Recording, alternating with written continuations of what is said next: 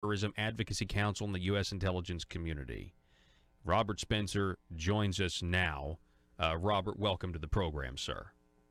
Hey, great to be here. Thank you. Yes, sir. Now, you're also the author of the new book, The History of Jihad, From Muhammad to ISIS. What can you tell us about that? This is the first and only one-volume treatment in the English language of the entire history of jihad activity, violence by Muslims in order to impose Islamic law around the world, starting in the 7th century and going right up to today. Of course, this is the motivation behind the terror threat that we face around the world today, and it's what was behind 9/11, what was behind the Boston Marathon bombing, and many, many other things. And I show in the book that this is something that is a war that is 1,400 years old, is still being fought, has constantly been fought around the world.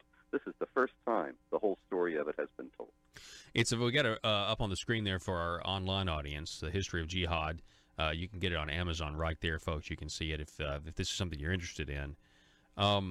Robert, it's fascinating to me, as you know. I guess I was in high school on September the 11th, 2001, and I remember that day, very vividly. But this was kind of, I never knew anything about what was going on in the Middle East. Never knew anything about it. And it came to my country. It hit us home, and then, to see the transition from what happened in the Bush administration to the Obama administration.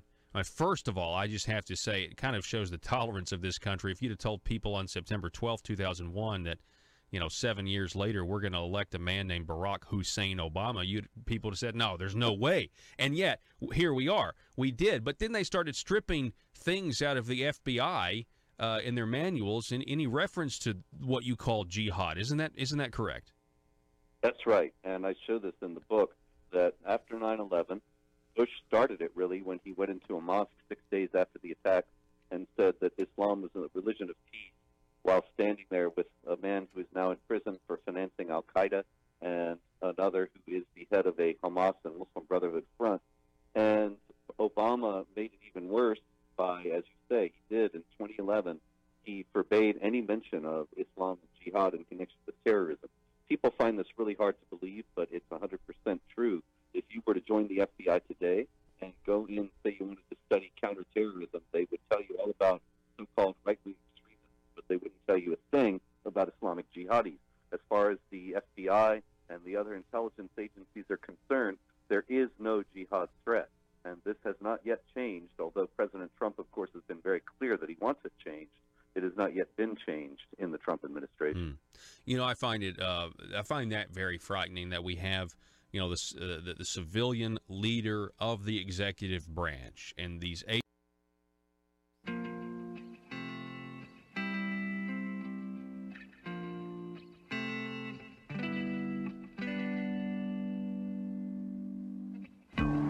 I think it's time we ask ourselves if we still know the freedoms that were intended for us by the Founding Fathers. They seem to be in full-scale retreat from spending cuts and are talking about raising people's taxes again. And I have only one thing to say to the tax increasers. Go ahead, make my day. If we lose freedom here, there's no place to escape to. This is the last stand on earth. Those who would trade our freedom for security have embarked on this downward course. Whether we believe in our capacity for self-government or whether we abandon the American Revolution and confess that a little intellectual elite in a far distant capital can plan our lives for us better than we can plan them ourselves. Conduit News Radio with Paul Harrell is on now. There's nothing like live radio in the morning. Welcome to the program. Ladies and gentlemen, thank you so much for being with us. The intersection of conservative ideas and reality. We are building a liberty machine here. If you would like to be a part of the program, you can call or text 870-275-9799. I had a Facebook post sent to me by a guy named Arthur who tells this story. A woman in a hot air balloon realizes she is lost. She lowers her altitude and spots a man fishing from a boat below. She shouts to him, "Excuse me, can you help me? I promised a friend I would meet him an hour ago, but I don't know where I am. The man consults his portable GPS and replies, "You're in a hot air balloon approximately 30 feet above the ground, an elevation of 2,346 feet above sea level. You are at 31 degrees, 14.97 minutes north latitude, and 100 degrees, 49.09 minutes west longitude." She rolls her eyes and says, "You must be a Republican." "I am," replies the man. "How did you know?" "Well," answers the balloonist, "everything you tell me is technically correct, but I have no idea to do with your information, and I'm still lost. Frankly, you're not much help to me." The man smiles and responds, "You must be a Democrat." "I am," replies the balloonist. "How did you know?" "Well," says the man, "you don't know where you are and where you're going. You've risen to where you are due to a large quantity of hot air. You made a promise that you have no idea how to keep, and now you expect me to solve your problem. You're in exactly the same position you were before we met, but somehow now it's my fault." Just a little food for thought as we start this program today. We've got a good show for you. We're going to be talking about some national stuff here in a minute. We also have a Conduit for Commerce policy segment. Also, interesting that the term limits is officially, the signatures are officially certified on the term limits initiative. It will be on the ballot to put restrictive term limits on the politicians at the Marble Palace. I saw a Facebook post the other day that every single – it was pretty interesting. Every time you hear a politician on Facebook sound off about how they think the term limits legislation or term limits amendment is a bad thing, it just solidifies your opinion that it's a good thing. I'm kind of on that bandwagon. And not that there aren't reasonable arguments to be made against, but at this point, they have made their bed, just like the mainstream media. Nobody trusts them anymore. Well, it's because of what you've done. It's your actions that have brought us to this point. So we'll talk a little bit about that. At the bottom of the next hour, I want to introduce you to a guy by the name of Brian Maloney. Brian Maloney is the editor-in-chief of Media Equalizer. That's MediaEqualizer.com. We're going to talk a little bit about this Sarah Jeong, and how there's this huge double standard of racism here in this country. Also, kind of a look through the rest of the week. Tomorrow on the program, during the Patriots of Act 746 segment, we'll have a new guest for you, Amy Hall Freeman. Can't wait for you to meet her. I met her at the Faulkner County Tea Party last week. And at 7:33 tomorrow, we'll be talking with Congressman French Hill about his race against Democrat Clark Tucker. Certainly want to stay tuned for all of that. Let's start at the top. I feel obligated to start the program with this headline. The Guardian writes that Facebook, Apple, YouTube, and Spotify have banned the platform of InfoWars, the radio host / television host Alex Jones, and his website. Now, the Guardian reports that it's a crackdown on U.S. conspiracy theorists for promoting violence and hate speech, which I don't get how you say that InfoWars is promoting violence and hate speech.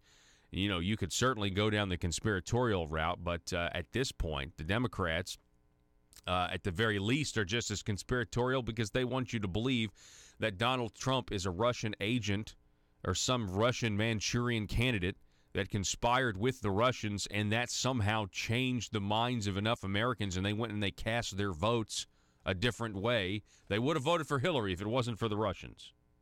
This is the death of free speech in a free society, and I told you yesterday that, hey, yeah, these are private companies. They can do what they want. But the fact is, these companies are so big, it's to the point where, you know, they used to be about open speech, but they are falling in line with the left. This is what we know they're leftists. We know the heads of these tech companies are leftists, but they're now falling in line with the people that burn down Berkeley when a speaker comes to campus that they disagree with. They're now on par with this level of thinking. And quite frankly, I, as somebody who's in the media, have got to wonder, am I next, right? are the other are there other platforms out there that are next? Is talk radio generally next? Is Facebook going to say, you know what, we don't like what Conduit News has to say? Is Facebook going to say, and this is why, by the way, I think there's more. I still think there's more to why the shares are tanking.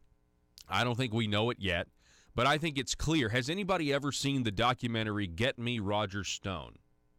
It's on Netflix. If you haven't seen it, and yeah, I know Netflix now has a bunch of Obama people on the board, but there is a documentary, at least last time I checked, which was probably 2 months ago, called Get Me, Roger Stone, and it is about Roger Stone and his influence in finding Donald Trump or helping Donald Trump or aiding Donald Trump in running for president. And Alex Jones and InfoWars is featured prominently in this documentary. And it is a documentary, and it is absolutely fascinating. You really get the picture of just kind of what a cutthroat political animal Roger Stone is and the career that he had and everything else. Well, it is obvious to me that now it's no longer Russia, right? Well, I mean, it still is Russia, but we're going to add is that, you know what, if it wasn't for Alex Jones and InfoWars, Donald Trump wouldn't have won and Hillary would be our president right now. To me, it seems that that is actually what's at play. They have convinced themselves that Alex Jones, InfoWars, and Joel Pollack over at Breitbart really says this is more about Alex Jones and InfoWars' success more than it is anything. Listen to this. Pollack writes, the attack on Alex Jones is an attack on free speech. Internet provocateur and InfoWars proprietor Alex Jones is being systematically excluded from social media platforms. Now, listen, it doesn't matter what you think of InfoWars.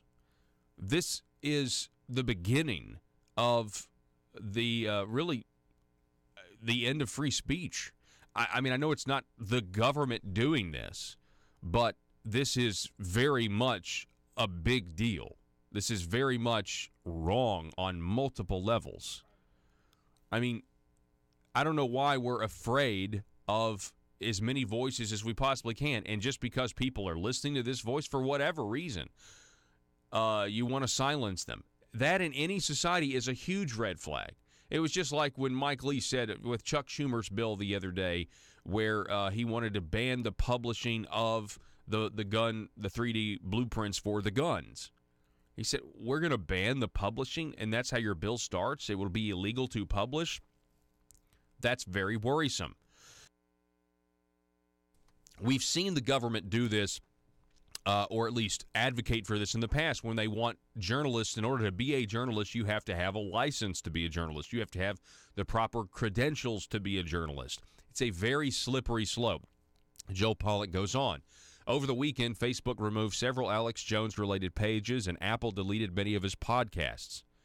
Now, that's crazy. That was the biggest deal to me, is that Apple just says we're not even going to allow people to use iTunes in the store to download your podcasts anymore. Just remove them as an option. I mean, that is ridiculous. And you know why they're doing it, right? Because it's popular.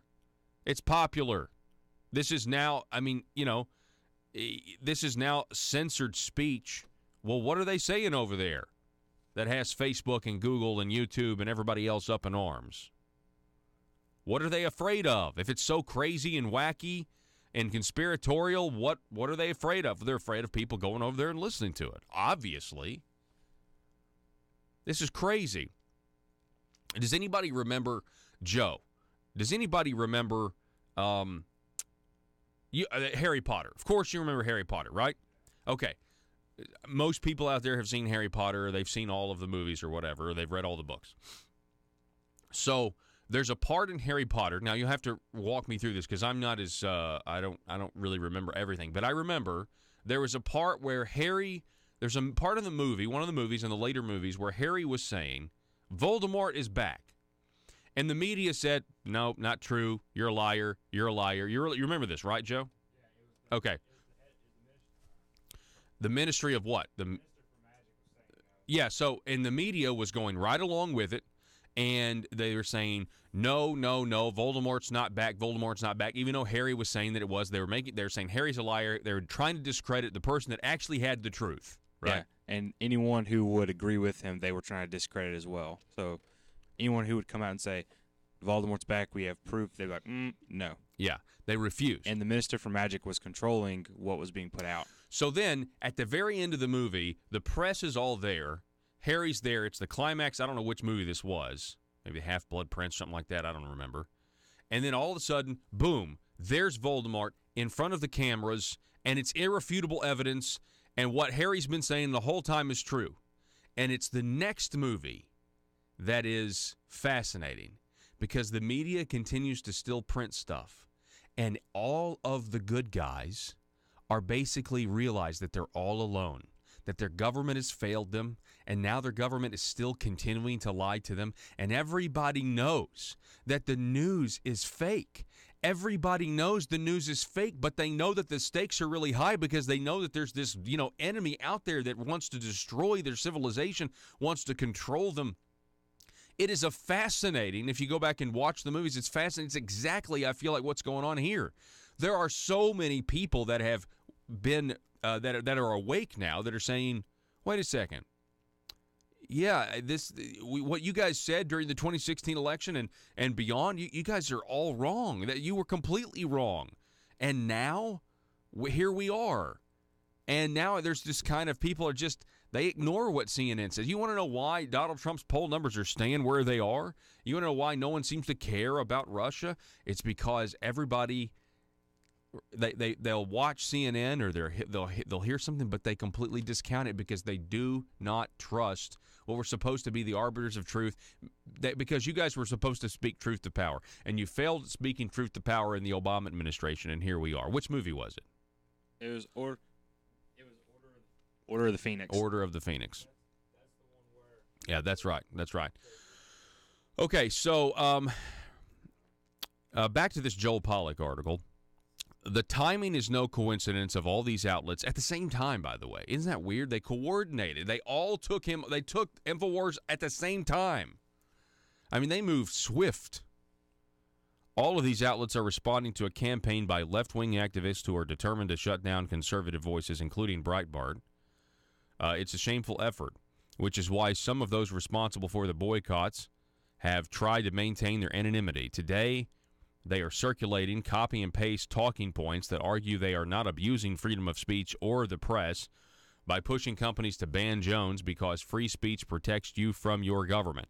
Jones is being censored by private companies, not the government. He has no right, after all, to force anyone to carry his content. It is true that the First Amendment is not implicated by private censorship, but free speech certainly is damaged by it, Joel Pollak writes. Anybody else think, here's another theory, you think they did this because Donald Trump refused to say that the press was not or are not the enemy of the American people? He said that they are the enemy of the American people. Sarah Huckabee Sanders basically said, no, flipped it right on CNN and Jim Acosta and said, I'm the only press secretary to my knowledge that has had to have Secret Service protection. You guys invited me, and you want to talk about we're responsible for rhetoric? You guys are the ones out there fomenting these emotional reactions for ratings all the time. You think that this is a response to that? I think it is. I think last week he says that they're the enemy of the American people, which, by the way, Democrat pollster in 2012, Pat Caddell, also, he's the first person I ever heard that said that. It's a bold statement, but it's the truth. If somebody's actively trying to mislead you or deceive you or outright lie to you, they don't have your best interest at heart. If they're concealing the truth from you, they don't have your best interest at heart, do they? No, they don't. And they never will. So wouldn't logically, then they are the enemy. Now, Donald Trump came out later and then clarified, and he said, no, not all the media is like this. Not all the media is like this. And the clarification might have been what put this plan into motion. They said, you know what? Next week, we're banning Alex Jones across all platforms. I think there may be something to that, by the way. Back to Joel Pollak here. It is true that the First Amendment is not implicated by private censorship. He goes on. From the point of view of the person being silenced, it makes absolutely no difference whether the censor is a policeman or a mob. And freedom of speech is a social value, a characteristic of an open and democratic society that exists quite independently of the government. It is, or ought to be, sustained by civil society, even and especially when the views expressed are objectionable. meaning like either all of it's okay to say or none of it's okay to say. But we have to have the freedom to say it all. No one is forced to listen to Jones or to watch him. Keep in mind, that's a good point. No one is forced to go to InfoWars. No one is forced to watch or listen to read InfoWars. He is being scapegoated for his success by people who hope he will not be the last target. They hope to deplatform others with whom they disagree, even though they are tacitly admitting they lack the brains and courage to win in the marketplace of ideas. That's Joe Pollak. That's exactly what's going on here. They're doing this because they don't want to. This is basically them trying to create. We need to make Facebook, Google, YouTube, iTunes a safe space. And we need to have counselors for everybody who's ever been to InfoWars or listened to Alex Jones or been triggered by him or something. You know, it's just ridiculous. And it is certainly something to be very, very worried about. And this is a slippery slope. And who are they coming after next? Who do they disagree with? You know, I mean, look, I'll just tell you here locally. You know, when we talk about local politics, there's people that don't like what we say. You know, but there's also people. I hope that, but you know, we have the right to say it. I mean, this is free speech, right? I mean, but if you can just silence people you disagree with, this isn't America anymore. I can tell you that right now. We got to take a break. You're listening to Conduit News Radio, and we will be back in just a moment.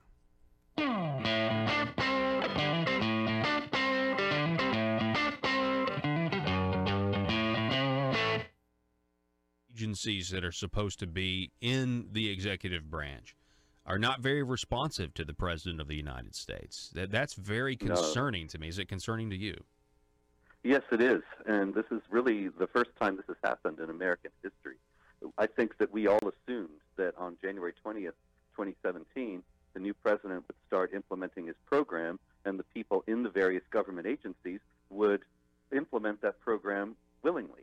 And this is the first time that we have seen what is really a large-scale revolt on the part of these agencies in refusing to implement the president's program and clinging to the programs of his predecessor.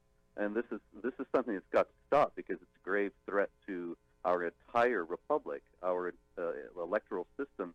I mean, why even bother throwing somebody out and bringing somebody else in if the people who actually implement the policies aren't going to change anything? In Arkansas, that's exactly right. Every single hour there is a politician not getting what they want. For some, it's an absolute nightmare. The sleepless nights wondering if progress will ever come. Lying awake pondering how to grow government in this political climate. Asking questions like, why don't my constituents want to pay a few cents more in taxes? Everyday politicians feel abused and neglected. These politicians are starving for power. They're hungry, confused, and they don't understand why no one seems to care. Will you be a patriot and commit today to help these poor, starved for power public officials? It's simple. All you have to do is commit to stay silent and never dissent or stand in the way of your politicians' rise to power. Never speak up or get engaged to stop the growth of government. By committing to these simple steps, you will ensure the life of your politician will be filled with contentment and the respect they are desperately seeking, as well as campaign contributions from lobbyists. This message brought to you by Aristocrats Serving Arkansas. PHP Parody.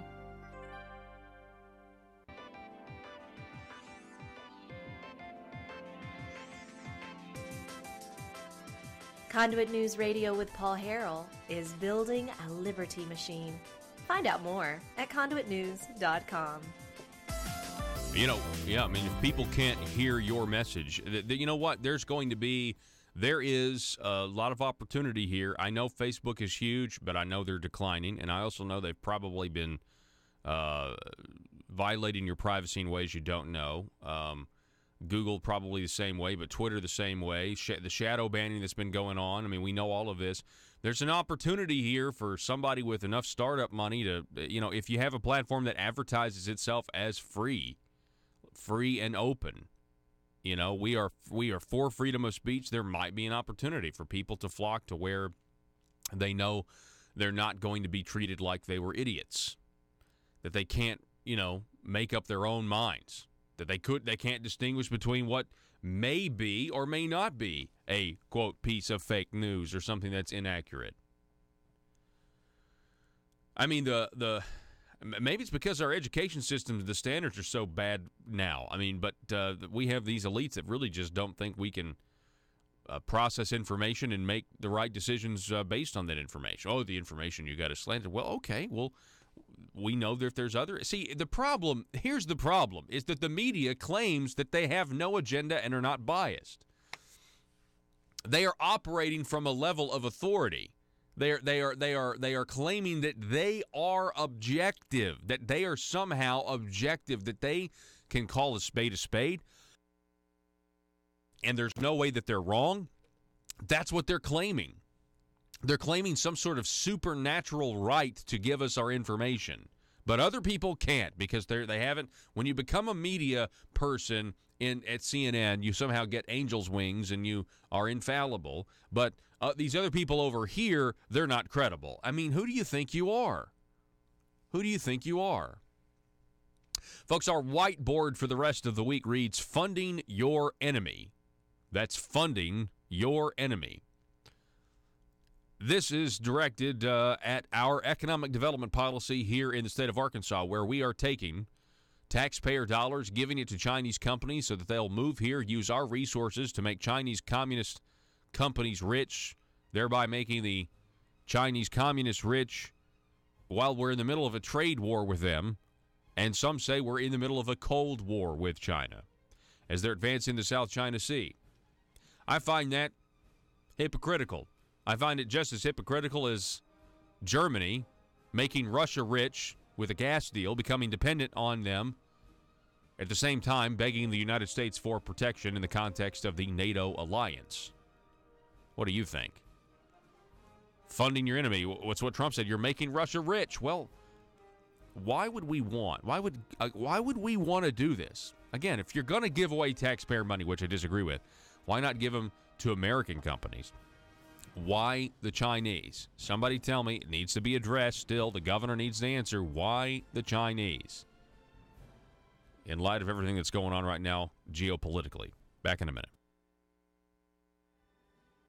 I love where I live. The border wall funding and how the American people voted for President Trump. One of the key things he said he was going to do was build the wall, and now we have members of the Republican Party saying they're not going to include it in the funding.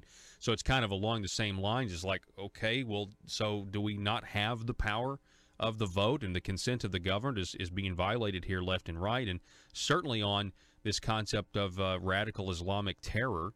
Last week or back on the 24th, you had this, or I guess before that, but the Toronto shooting rampage.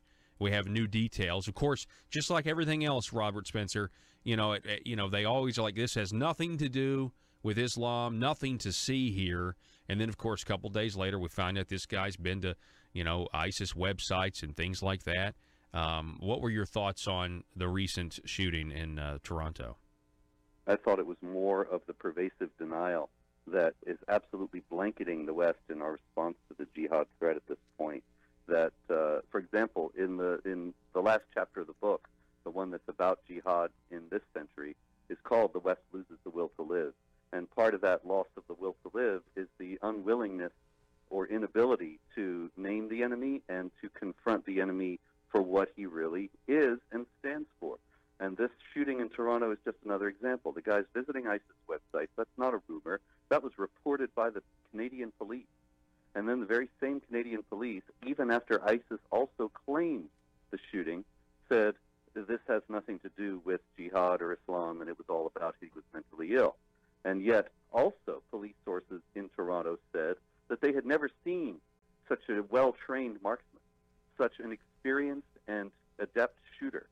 And you got to wonder, how did some mentally ill person who was fighting mental illness all his life become an expert marksman to the degree that he even impresses police officers who are also trained shooters? That's a very good point. It's all but it's all suppressed. I mean, especially in Canada. Yeah. I mean, I found out about it from, believe it or not, CBS. I couldn't believe but CBS, I think, is willing to report stuff that does not here, domestic here in the United States. It's all suppressed. They can't bring themselves to admit it. Yes, and things are getting very bad about this. It's as if the leftists claim that Muslims are victims and that they are never anything else but victims, and any discussion that is revolving jihad terrorism is to be forbidden because it further victimizes Muslims. This idea has taken root to such an extent. Here again in Canada, just a few days ago, there was a man who was protesting near the site of the shooting in Toronto, and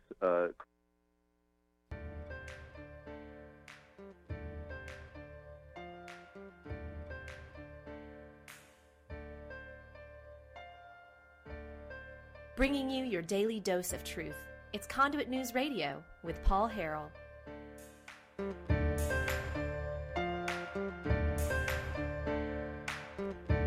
The censorship news of today.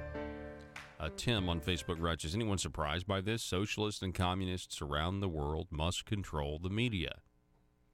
Democrats are socialist and communist. It's that simple. That's a good point, Tim. That pretty much cuts through it. 870-275-9799.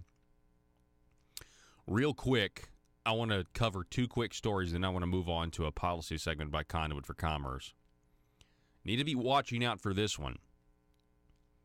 The Investors Business Daily, or the former Investor Business Daily bureau chief, Paul Sperry, is saying that President Trump may override Rosenstein and declassify the remaining DOJ FISA documents.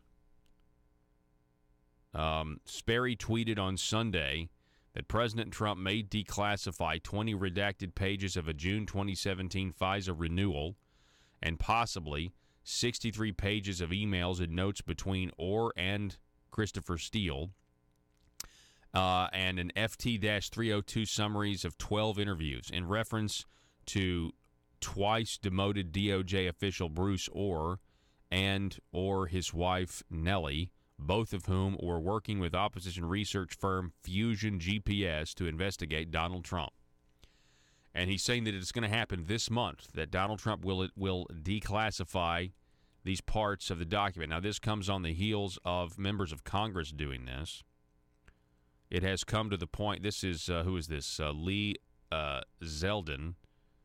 It's come to the point that President Trump himself needs to and should declassify the Carter Page FISA warrant applications and only redact sources and methods that must be redacted. There is no good reason why the public has not yet seen this information. What's in there? What is it that they don't want us to see here?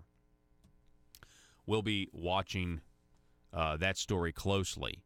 And if you want to know one other way that the media is distorting what the truth is here, I don't know if anybody saw what was going on Sunday night, but on Sunday, media outlets were hyping President Donald Trump's tweet as a new admission. They were trying to claim that he was changing his story, that the meeting with the Russian lawyer was about dirt, and he had previously said it wasn't about trying to get dirt on the Clinton campaign. There's just one problem. President Donald Trump admitted this very thing a year ago, that this was about opposition research, and yet the media is lying to you. Peter Hassan over at the Daily Caller points out that President Donald Trump sent out the tweet, fake news reporting a complete fabrication, that I'm concerned about the meeting my wonderful son Donald had in Trump Tower. This was a meeting to get information on an opponent, totally legal and done all the time in politics, and it went nowhere. I did not know about it. The vast majority reported that tweet and said that there was something new there. You had the Associated Press, the Huffington Post, the New York Times, the Washington Post.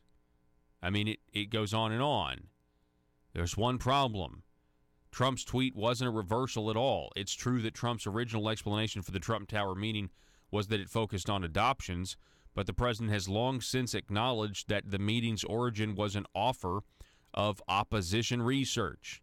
He said this back in July of last year, quote, "I do think this, that taken from a practical standpoint, most people would have taken the meeting. It's called opposition research or even research into an opponent."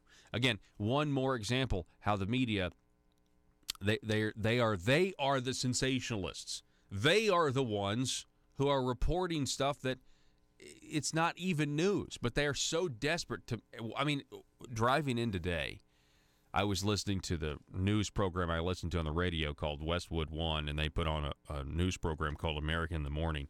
And sometimes, honestly, it can be better than most mainstream media outlets, but most of the time, they spend that first 5 minutes just hammering President Trump, and it's all just propaganda. I mean, it is.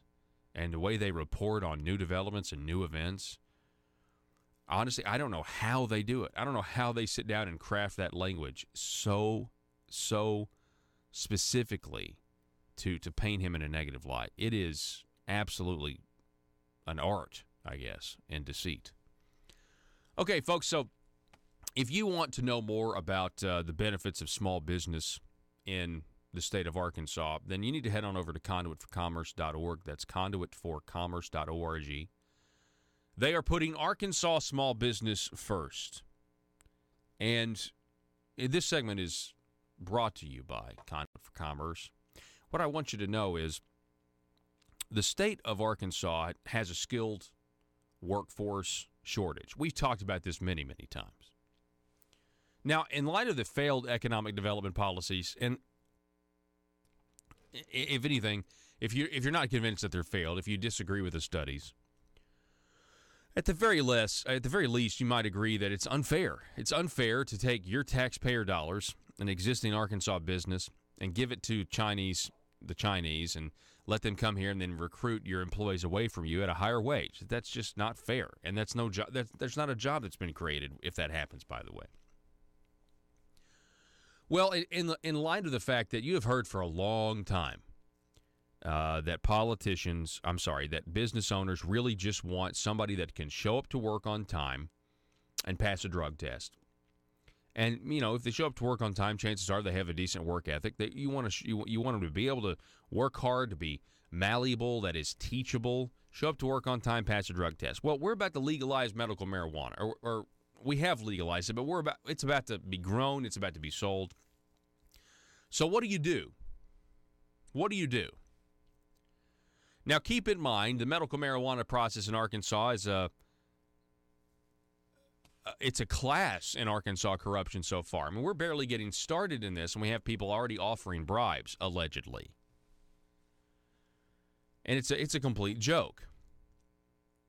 Well, what do you do as a society that continues to ramp up its welfare programs, and now you're also about to essentially give people marijuana? Now, I know it's for medicinal purposes, but let's be honest here. There's plenty of states that have medicinal marijuana laws, and there's a lot more recreational marijuana than people want to admit. It's a foot in the door. People, my fingers hurt. Okay, here's the marijuana. Thanks. My weekend just got a lot better. You know what I'm saying? It's a recreational situation. I know there's people that need it. You know, I know about the epilepsy and the seizures and things like that. I get it. But let's just be honest what it is. It's recreational marijuana. That's the path everybody wants to go to. So, you know, I got to thinking, what does this do for business owners that need skilled workforce? Now, obviously, if you're operating machinery and things like that, marijuana may not be the way for you. You know, you don't want somebody on any substance, okay? You don't want them on alcohol. You don't want them on marijuana. You don't want them on hydrocodone. You don't want them on substances. If you're, you know, needing to operate a conveyor or operate a forklift or operate whatever it is. Okay. So let me ask you this. Does marijuana tend to increase your ambition or take your ambition away?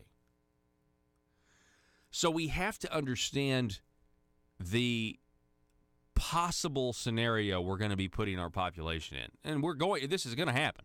Unless you reform welfare and we stop these easy welfare policies that are not for the truly needy. If you're truly needy, that's fine. But if you're able to work, and now we're going to allow you to be on welfare, and now you're going to be able to get some medical marijuana, what kind of a society are we going to have? What kind of skilled workforce are we going to have in 10 years, in 20 years? It's a good question. And I think the consequences could be pretty terrible. What do you think? The phone number is 870-275-9799. You can also just sound off over at facebook.com/Conduit News. That's facebook.com/Conduit News. So, I mean, think about this for a second. If you don't reform welfare, you're going to end up having, and I say this, welfare addicts. Not marijuana addicts, but you'll have welfare addicts who are on marijuana. Are we even willing to talk about that may be a possibility? And if you're on welfare, okay,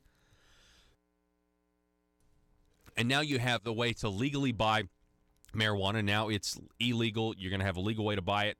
You would assume there's going to be more people that are going to do it if it's legal. It's almost going to be encouraged. You know what I'm saying? It's a mind-altering substance. That's what it is. There is a lot of mind-altering substances out there. But do we want more of this generational dependency where you have a mind-altering substance that sucks away or can suck away ambition? It's just a question that I think we need to ask. For the sake of small business and our future skilled workforce, it's a question we need to ask. Small business owners need good employees. We need good employees who are willing to work, willing to show up to work. Now, I know many of you, I'm going to get texts saying, marijuana, not all marijuana users are what you describe. I know there are exceptions. I understand. I'm not trying to cast some broad brush. I do know, though, that there's a ton of people in the skilled workforce that don't want a high labor force. I know that much. As the recreational use of marijuana increases and becomes more socially acceptable, that's another thing we have to talk about the reality of. You look at these other states that have just done full legalization, and you look at Arkansas. Arkansas legalizing this, that's very interesting, isn't it? What does that say about us? It says that even a state like Arkansas in the middle of the Bible Belt, the citizens voted to legalize medical marijuana. I'd say it's becoming more socially acceptable, wouldn't you? So as it becomes more socially acceptable, you're going to have to reform your welfare programs, and you're going to have to allow the natural incentives that exist in nature to take over so that somebody's survival instinct will kick in and be like, you know what, if I don't work, I'm not going to eat. Who cares? I'm not just going to sit here and eat this pot. I've got to go to work. I can't just hang out and do this all day. Now, if the government's paying for it, then you can, can't you? The government's easy access to welfare policies for those who do not truly need it, it could create an epidemic of stoned welfare addicts. And something to be thinking about. What are your thoughts on that? Let me go over to the Facebook page and see what we got here. Tim on Facebook writes, marijuana and alcohol are similar in their effect on folks. Harrell on Facebook, just say no to marijuana, drugs like Nancy Reagan said. Interesting. Well, how's that war on drugs working out? How is that working out? The state of Arkansas just legalized medical marijuana against federal law. We voted to do it. Other states are doing it everywhere. Just say no unless your population gets enough signatures for a ballot initiative, and then just say yes. 870-275-9799 if you want to be a part of the program, or you can call or text. Folks, coming up on the program, we're going to talk a little bit about the ballot initiative for term limits. Big payback to politicians could potentially result in this, and you know the lobbyists are certainly not happy about it. That's got to be a good thing. Also, we'll talk a little bit more about dicamba if we have time. Oh, we got a good, carefully crafted language segment for you next hour. You definitely want to stay tuned for that. And at the bottom of the next hour, we're going to introduce you to the editor-in-chief of Media Equalizer. It's MediaEqualizer.com. His name is Brian Maloney. We're going to be talking about the double standard about race and racism here in the country, specifically the new New York Times editor that was recently hired who really can't stand white people. Hashtag cancel white people. We'll tell you about all of that and more coming up. Don't go anywhere. Back in just a moment. If you believe the Second Amendment protects your right to defend your home with a firearm, where do you turn if the government confiscates your gun?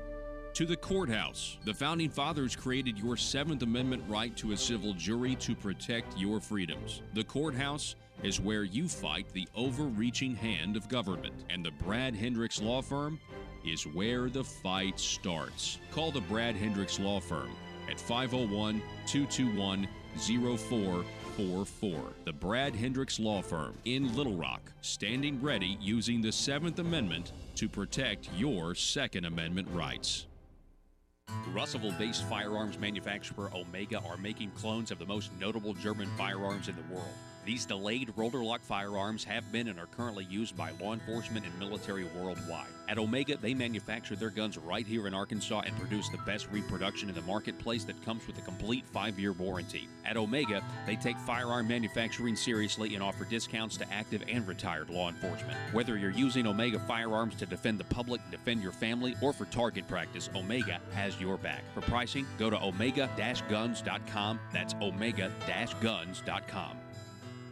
If you're like me, you believe that small business is the heart of Arkansas's economic engine, and it should be viewed that way by the politicians in Little Rock.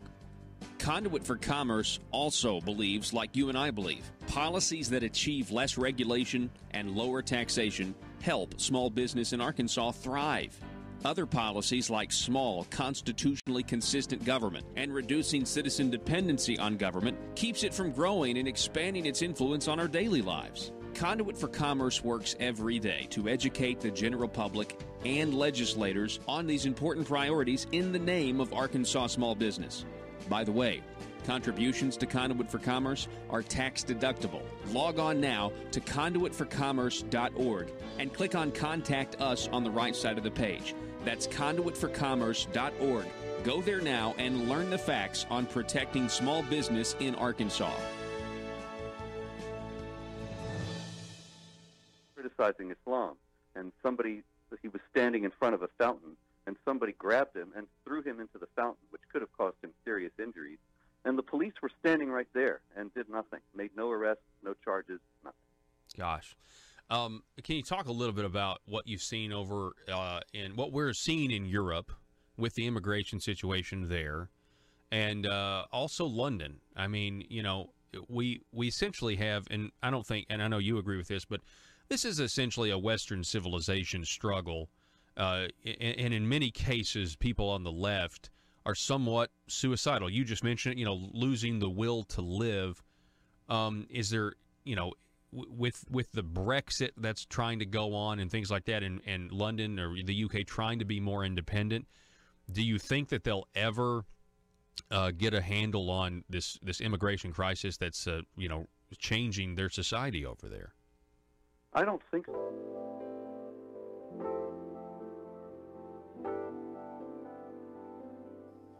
Money, power, prestige, essence,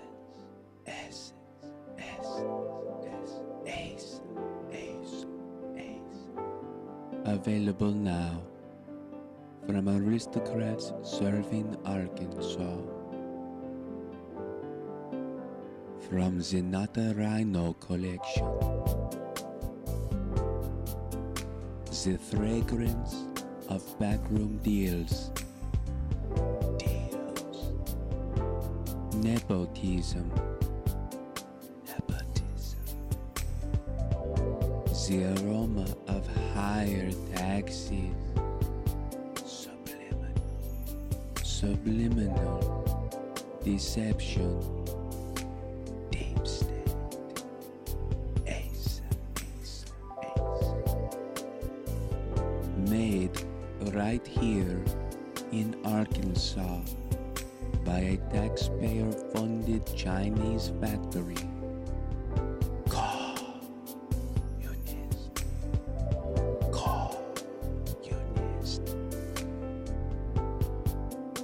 Every bottle carefully crafted for you. Gender neutral. Nothing says aristocrat like Essence of Bureaucrat. Essence of Bureaucrat by Asa. Available now in the Marble Palace gift shop. Paul Harrell parody.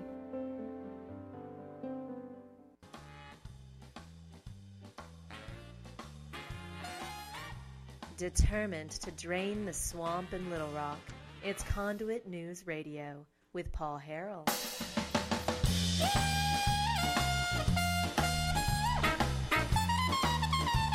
All right, welcome back. Last night I was watching the Sean Hannity program on Fox News, and I saw that they had Candace Owens on, the communications director for Turning Point USA. They are a conservative group, Turning Point. They want to get the word out to college and high school students about conservatism, doing great work. Of course, Candace Edwards is black, and so the diversity of the left goes out the window because, well, I said this the other day, diversity to the left means that they want a diverse group of colors and appearances, but they want everybody to think the same thing. That is their definition. But if you think differently, then that's not diverse. It's the stupidest thing in the world. Well, so anyway, the town was Philadelphia. And there was a restaurant where Candace Owens and the director of Turning Point USA, Charlie Kirk, they were trying to get some coffee. They were sitting there getting coffee, and Antifa showed up. You know, Antifa, the anti-fascist group that is against fascism, but wants totalitarian ideas enforced and wants to limit speech and wants to silence opponents. And, they're also violent. Yeah. So these Antifa youngsters, I don't know who they're being paid for, visions of burning Reichstags in their heads. They force and chant, and they make Charlie Kirk and Candace Owens, they make them leave the restaurant. And they got all this on film. It is really, really scary. But they stood their ground, meaning they didn't run away. They just filmed this spectacle of, grown adult human beings acting like toddlers. That's what they filmed. And there was some assault. I think somebody had, something thrown in their face or something like that. Over at the Federalist, they have a breakdown of what happened in Philadelphia back on the, the 5th or the 6th. They're not Nazis, they're soft fascists, a man yells hysterically on footage captured by Turning Point USA. They're soft fascists. What is that, like being a microwave communist? Is that what it is? They're not Nazis, they're soft fascists. Before leaving the restaurant, Kirk says, "Have a wonderful day. Enjoy your capitalist brunch." These people are unhinged. To be clear, this is Candace Owens' tweet. To be clear, Antifa, an all-white fascist organization, just grew violent and attacked an all-black and Hispanic police force because I, a black woman, was eating breakfast. Is this the civil rights era all over again? Well, we'll talk more about that at 7:30. We'll talk about this whole double standard with the New York Times editor. We'll be talking with Brian Maloney from The Equalizer MediaEqualizer.com. You can check them out. Anyway, so they walk outside of this restaurant, and then they've got a whole crowd yelling at them, profanity. The crowd is Antifa, an anti-fascist group known for violent protests. Antifa surrounded the two individuals and their team while screaming, booing, blowing whistles, and shaking tambourines. Now, is this not exactly what Maxine Waters said to do? If you see somebody out there, you go get them. You get a crowd together. Is this not? And by the way, who's funding these people? Who's paying them to do this? Who's paying them?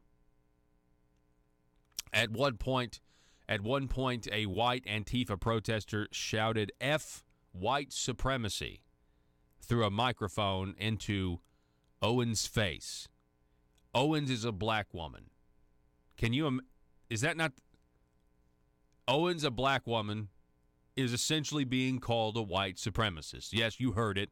These people are, if we don't stop this madness, these people are going to wind up being the next college professors. And it's going to be even worse than the last time they got to be. It's ridiculous. Charlie Kirk and I just got attacked and protested by Antifa for eating breakfast. They're currently following us through Philadelphia.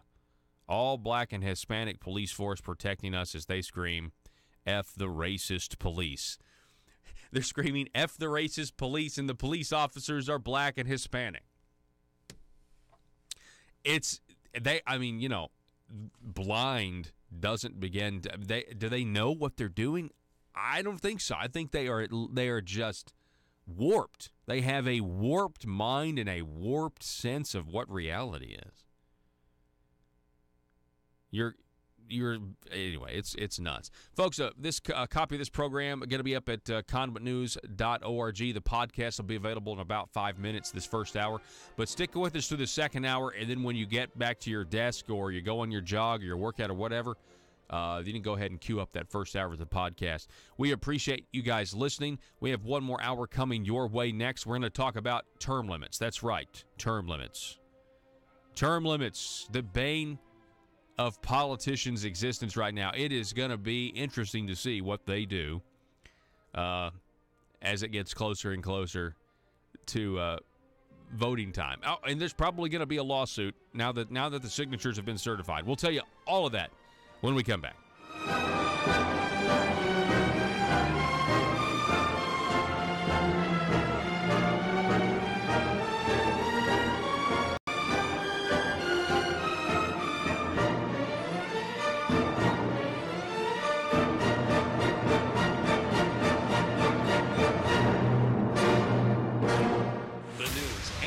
Of Northeast Arkansas. This is News Talk 101.3 FM and 1230 AM KBTM, Jonesboro, an EAB radio station.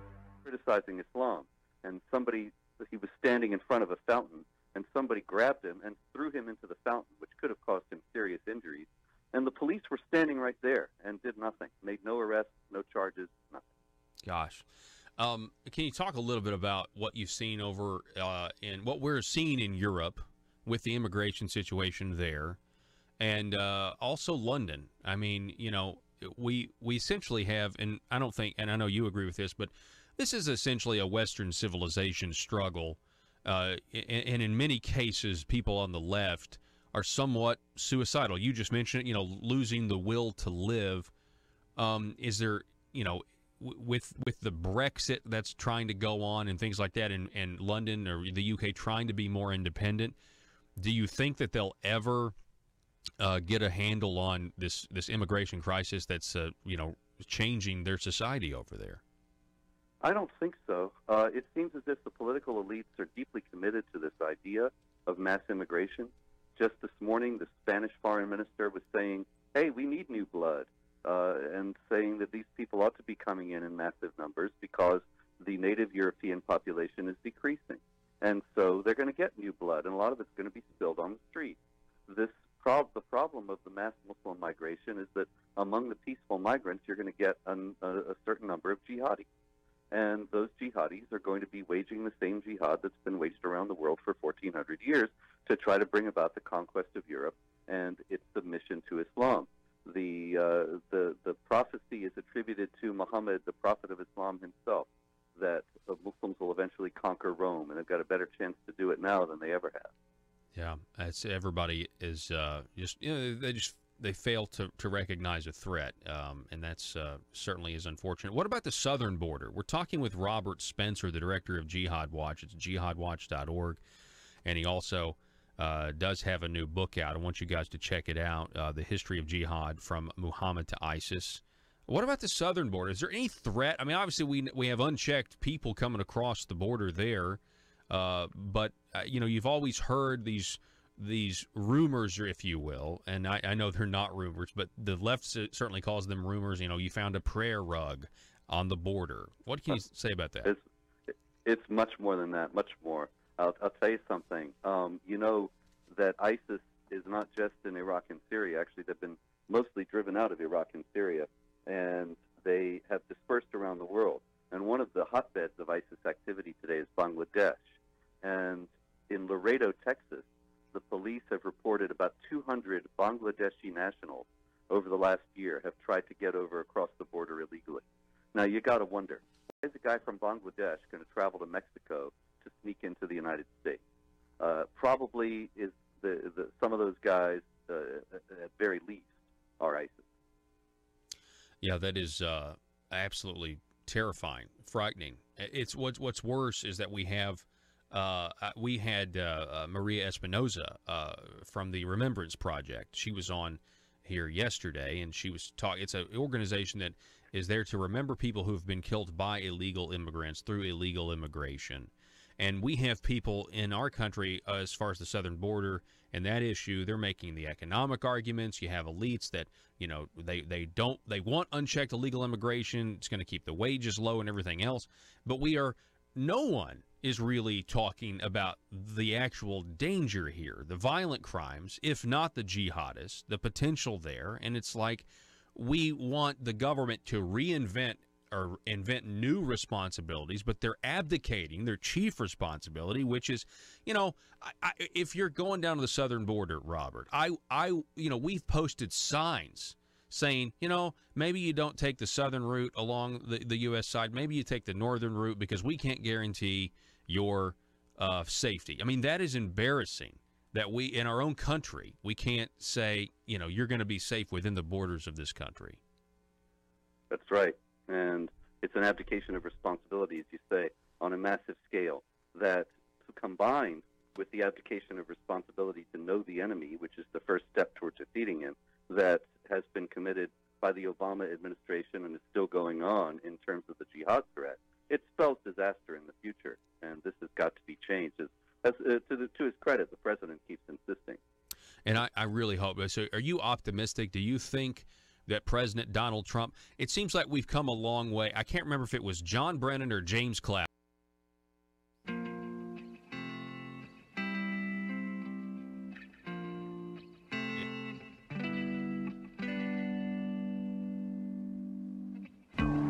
I think it's time we ask ourselves if we still know the freedoms that were intended for us by the Founding Fathers. They seem to be in full-scale retreat from spending cuts and are talking about raising people's taxes again. And I have only one thing to say to the tax increasers. Go ahead, make my day. If we lose freedom here, there's no place to escape to. This is the last stand on earth. Those who would trade our freedom for security have embarked on this downward course. Whether we believe in our capacity for self-government or whether we abandon the American Revolution and confess that a little intellectual elite in a far distant capital can plan our lives for us better than we can plan them ourselves. Conduit News Radio with Paul Harrell is on now. I left something out of the first hour. Folks, welcome to the program. It's hour number 2. I left something out in the first hour, folks. Can you go back to that medical marijuana article? I was talking about this medical marijuana situation in the context of, welfare reform that we need, or, we could have a real skilled workforce shortage if we have easy to access welfare policies, not for the truly needy, but for those who don't really need it. And then we have more medical marijuana in 10 years when it's becoming more socially acceptable. What kind of society are we going to have? That's really the question. But I mentioned the corrupt nature of medical marijuana and how we, voted it in. And a lot of people thought they were voting for marijuana, but instead you voted to ask the government to regulate marijuana. Well, this headline is quite interesting. The future of 2 Arkansas medical marijuana growing facilities hinges on the definition of the word school. Is a college a school? Is a college a school? Yeah, of course it is. These are synonyms. The 2 are synonyms for one another. Yes. What? Yeah, I mean, they're saying that that's not listen to this. The future of 2 Arkansas's first medical marijuana growing facilities hinges on a single question: what is a school? More specifically, is a college a school? Because, see, the interesting thing is you can't be growing this stuff around a school. That's what the law says. You're not going to grow this stuff around a school within a certain, distance.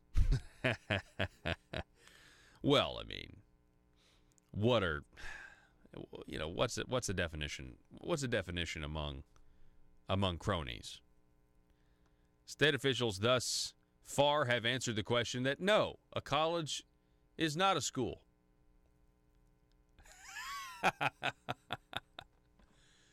I'm telling you, college is not a school. You know what I keep hearing that in my head? I hear the song, that one song, money, money, money, money, money. That song. Yeah. The question has implications for 2 of the 5 companies awarded medical marijuana growing permits. Once constructed, Delta McKinney. How did this not come up in their permits? This didn't come up in their application? Wow, you guys really know how to pick them. That process was above board, wasn't it?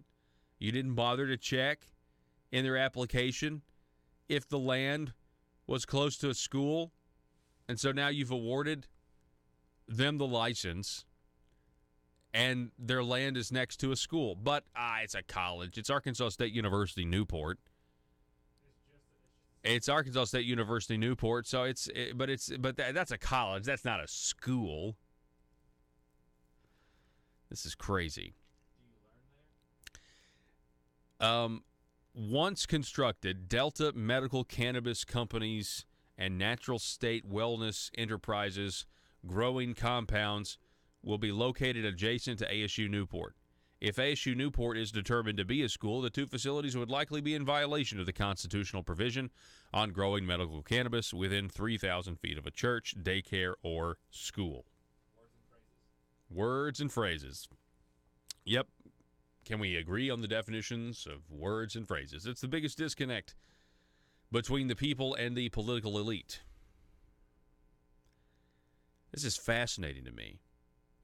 The complex set of multifaceted legal questions has even neutral onlookers hesitant to pick a side. Really? Of course it's a school. I mean, yeah, college and school. Same thing. Not all schools are colleges, but all colleges are schools. I mean, that's what you say. All colleges are yeah, it's something like a rectangle square thing. I'm just saying, like, all elementary school is clearly not a college, but a college is clearly a place where people go for schooling. It's a synonym for a school. For college and school would mean the same thing. I don't know why I heard it backwards just then. Well, I might have said it backwards, but I don't think I did. Yeah. But squares and rectangles. Yeah. The ASU Newport issue is the latest in a string of questions raised by the commission's selection process in the 5 companies. Yeah, how did this not come up in the commission, the selection process? I mean, if this doesn't scream special interest, it proves my point. We've been saying it for a long time. There's no way you can decide who's going to get to grow or sell what would otherwise be an illegal product without knowing somebody who knows somebody who knows somebody, calling in a favor, offering up a bribe, making sure that, your client, you're an attorney and you're on the board and your clients, they've submitted an application. I mean, listen, that's the only way to divvy this up. It's the only way to divvy this up. So, anyway, I wanted to report on that. In the context of medical marijuana, they want to use some carefully crafted language. They'll come up with some sort of carefully crafted language that says that a college is not a school. I would like to see that carefully crafted language. I really would.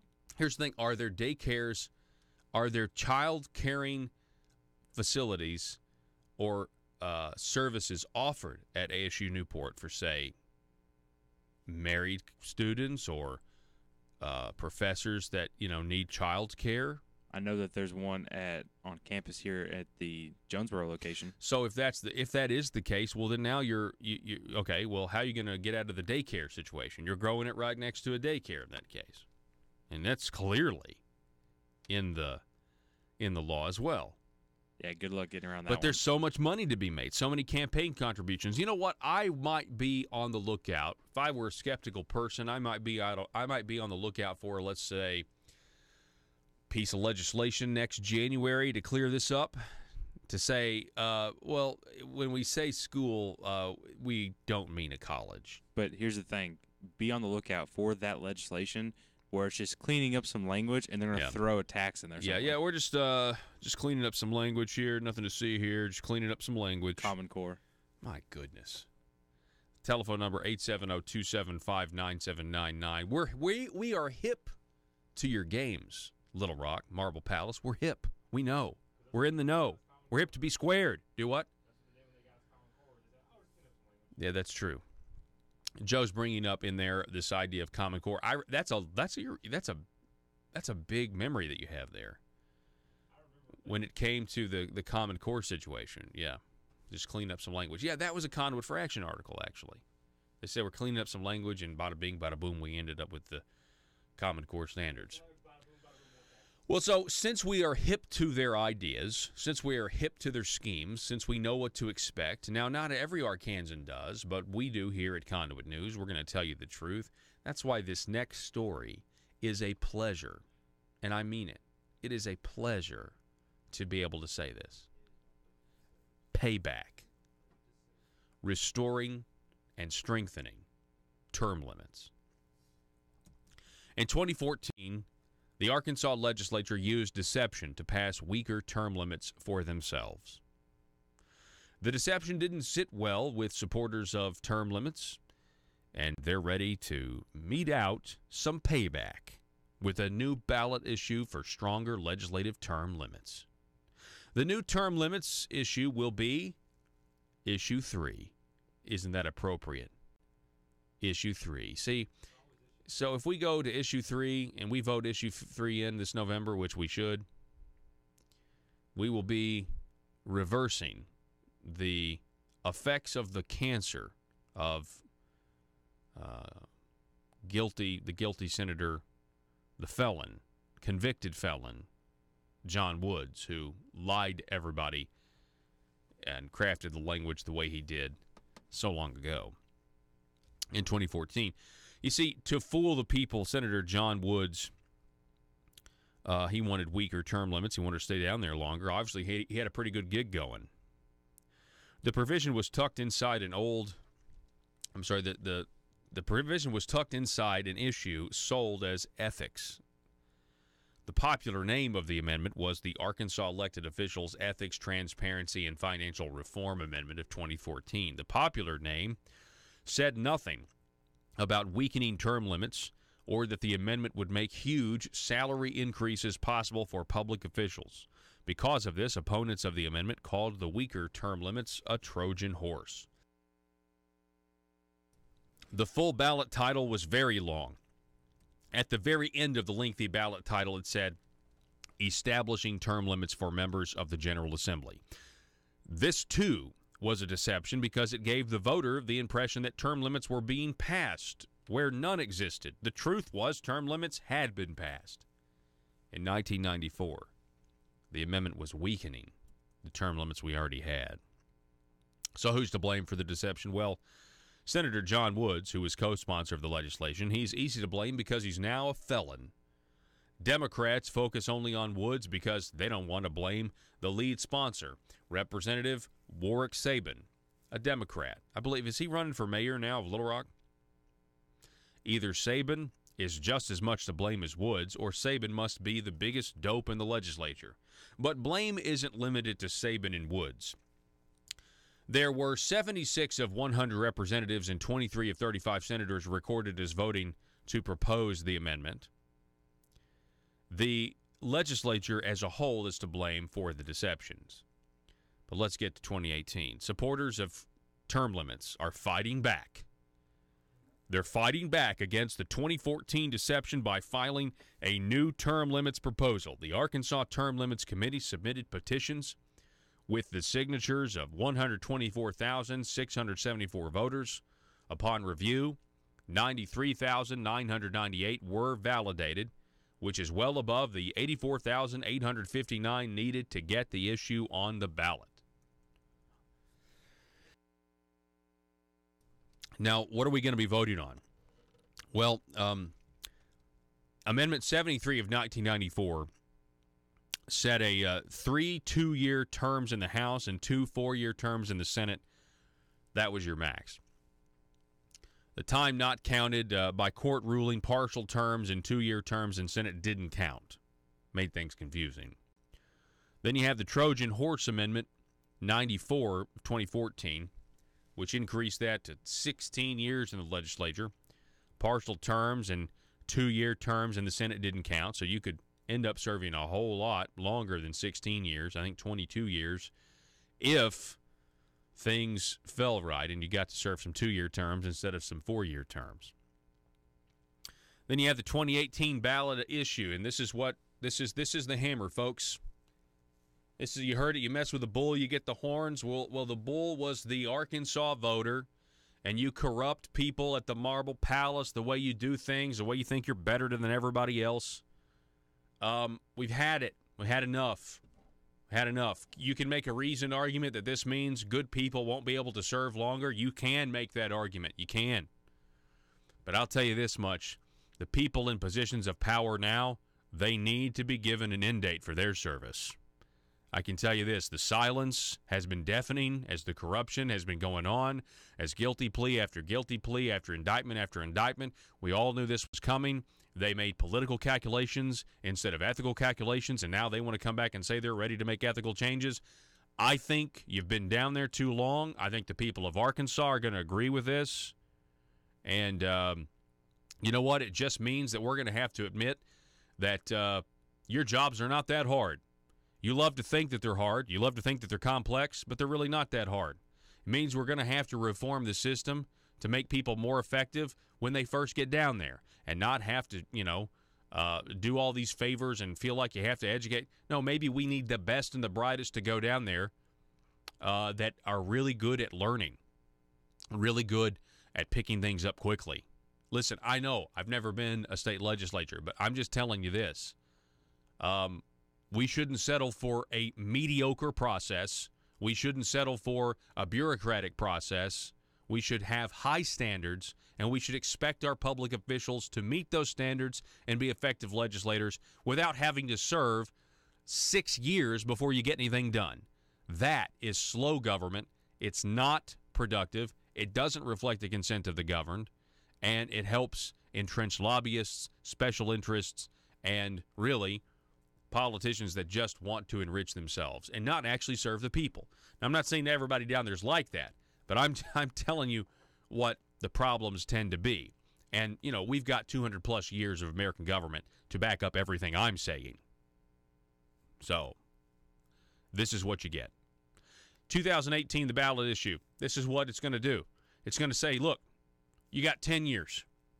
You can take a decade of your life, and you can spend it at the Marble Palace in Little Rock. 10 years, but that's it. You can serve 3 terms in the House and a maximum of 2 4-year terms in the Senate. And then, see ya, bye, do not pass go, do not collect $200, go back home, go do whatever you were doing before. Or maybe you want to run for a higher office or something, constitutional office, Congress, whatever. But as far as the Marble Palace is concerned in Little Rock, you got 10 years. Work your magic. You got 10 years. And you're going to tell us 10 years is not enough? 10 years is not enough. Every politician that comes out against this just is going to affirm the fact that we need it. Excuse me, I'm developing a cough over the last 2 days. Partial terms of less than 1 year do not count in this particular amendment. So if you're filling a vacancy, let's say there's a special election because there's another corrupt official that's had to resign, the partial term you would fill out would not count against your 10 years. So it's possible you serve 11 years. Possible you serve more than that, 13 years. It's possible, depending on the Senate and the House and that sort of thing. Okay. Wrapping this up, we're going to have to go to break. Why are there some 2-year terms in the Senate? Although the basic term of a senator is 4 years, Senate districts are reapportioned every 10 years. This means some terms are cut to 2 years. Also, when districts are reapportioned, the senators draw lots for a 2-year or 4-year term so that terms are staggered. Under the current law, which does not count 2-year terms, a few senators can actually serve up to 22 years in the Senate, even longer if the senator began his or her service by filling a vacancy, filling a vacancy and serving a partial term. Folks, this is the people striking back is what it is. I know there's mixed feelings out there about it, but listen, I've covered this. I've seen it. I've been down there firsthand. Some of these people get down there with the way they buy into arguments, too. It's like, wow, there needs to be a limit. And 10 years is plenty of time to spend away from your family at the Marble Palace. Don't you agree? We'll be back in just a moment. Or across the border illegally. Now, you got to wonder, why is a guy from Bangladesh going to travel to Mexico to sneak into the United States? Probably is some of those guys, at very least, are ISIS. Yeah, that is absolutely terrifying, frightening. It's what's worse is that we had Maria Espinoza from the Remembrance Project. She was on here yesterday, and she was talking. It's an organization that is there to remember people who have been killed by illegal immigrants through illegal immigration. And we have people in our country, as far as the southern border and that issue, they're making the economic arguments. You have elites that, they want unchecked illegal immigration. It's going to keep the wages low and everything else. But no one is really talking about the actual danger here, the violent crimes, if not the jihadists, the potential there. And it's like we want the government to reinvent or invent new responsibilities, but they're abdicating their chief responsibility, which is, do you need policies? If you're going down to the southern border, government Robert, then you need to get nephewed. Hi, I'm nephew number 1 of uncle, nephew, and nephew, attorneys at law. I'm not a lawyer, but I am a senator. And I'm nephew number 2, and I am a lawyer and also a senator. Are you the victim of a recent accident in which the voters in your community mistakenly elected a limited government conservative who is now actually implementing the ideas he or she campaigned on? That's right, nephew number 1. Don't be a victim of democratic elections any longer. At Uncle, Nephew, and Nephew, we are committed to killing limited government legislation and promoting bills that increase the size of government by using any tool at our disposal. Because sometimes the truth of the matter is, principles get in the way of pragmatism. Just listen to some of our great testimonials. Ever since I've been using the nephews, all my special interests have been served. As long as you make sure your contract says lobbying services are prohibited, then the legal services of Uncle, Nephew, and Nephew are legal. Trust me, put the nephews on them. It came out of nowhere. I was blindsided last election cycle when my well-funded and paid-for politician lost to some grassroots limited government voters. But then I hired the nephews, and they killed all the conservative policies the voters wanted. I got nephewed. I got nephewed too, and so can you. Uncle, nephew, and nephew will accept compensation via campaign contributions. Put the nephews on them. PHP Parody.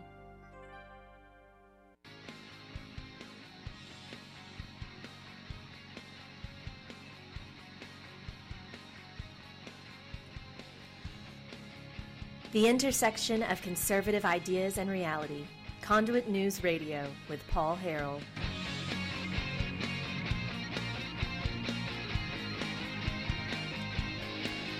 All right, ladies and gentlemen, welcome back to the program. I went way over, but we do have a little bit of time. We want to call this segment our carefully crafted language segment, or you could call it a carefully crafted budgeting segment, whatever you want to call it. But I want to refer everybody back to my remarks because that's the key language that was carefully crafted. Yes, that's Governor Asa Hutchinson. Carefully crafted language. So, first of all, carefully crafted budgeting. Anybody think these two headlines go together or should have been printed side by side?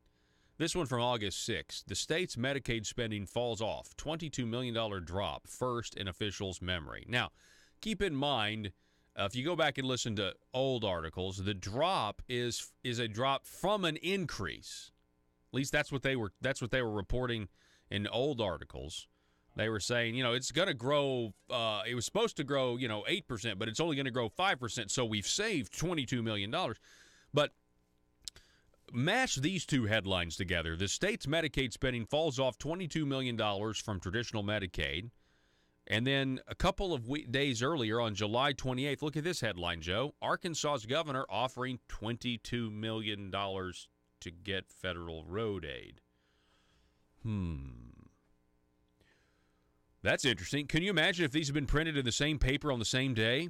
You have the exact same figures. We're saving $22 million, supposedly, if you buy the carefully crafted language and you don't know that it's actually less of an increase than it would have been. So we're dropping it off $22 million. And this is the first time this ever happened. But can you imagine if those were right next to each other? Arkansas governor offering $22 million to the feds. Arkansas governor says we've saved money. So it's like we save it and we make it go right out the door. Why don't we always have a problem funding our highways every single year? Why are they taking record amounts of money from us? Record amounts of money from us, and yet we still don't have good roads. And yet the police are telling us to make sure we drive in the right lane unless we're passing. Well, if you drive in the right lane, it ruins your tires and suspension because da-dun, da-dun, da-dun, da-dun, da-dun. I like to drive in the left lane because it's smoother. That's why we're doing it. We're doing it because we're trying to save money. You guys keep taking money from us and then coming back to us and saying, we need to raise your gas taxes. I want to refer everybody back to my remarks because that's the key language that was carefully crafted. Back in just a moment.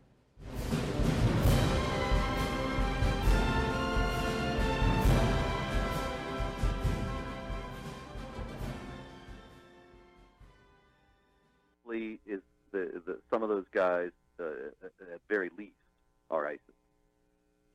Yeah, that is absolutely terrifying, frightening. It's what's worse is that we had Maria Espinoza from the Remembrance Project. She was on here yesterday, and she was talking. It's an organization that is there to remember people who have been killed by illegal immigrants through illegal immigration.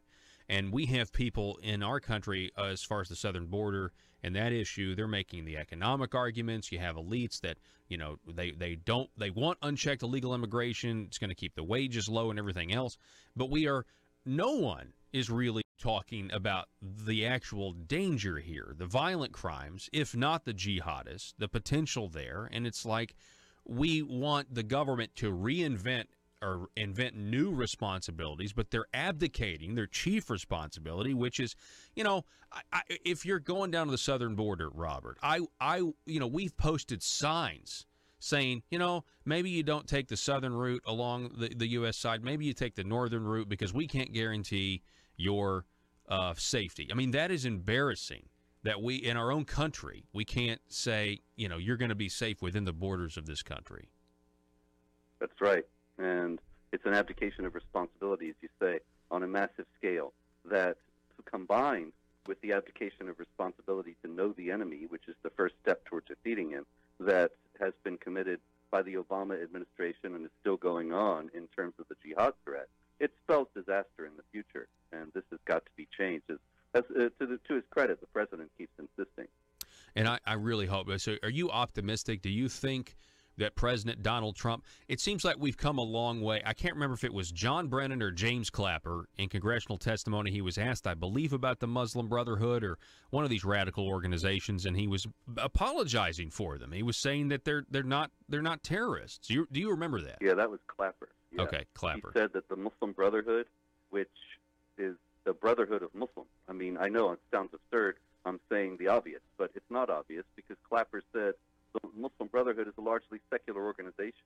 In reality, the Muslim Brotherhood is just what it says it is, a Muslim Brotherhood that is dedicated to implementing the Quran and the political aspects of Islam and imposing them upon societies around the world. So are you optimistic that President Donald Trump, he's at least using the bully pulpit trying to get changes here? Do you think we're going to see any of these changes in being able to correctly identify the threats to this country? Well, they've already revealed a national security strategy that actually mentions Sharia, Islamic law, and identifies it as something that is incompatible with constitution.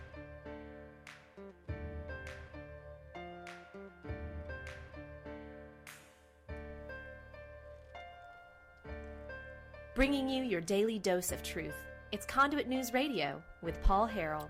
Folks, on Friday, welcome back to the program, by the way. On Friday, we brought you this story about this New York Times editor, new hire, Sarah Jeong, and how she made all these racist tweets about white people and how there's this double standard. I want to introduce you to Mr. Brian Maloney. He is a media and political analyst. He's the editor-in-chief of the Media Equalizer. You can find out more. It's MediaEqualizer.com. Brian, welcome to the program, sir. Hey, thanks for having me on. Absolutely. So I was looking at this piece you got up here.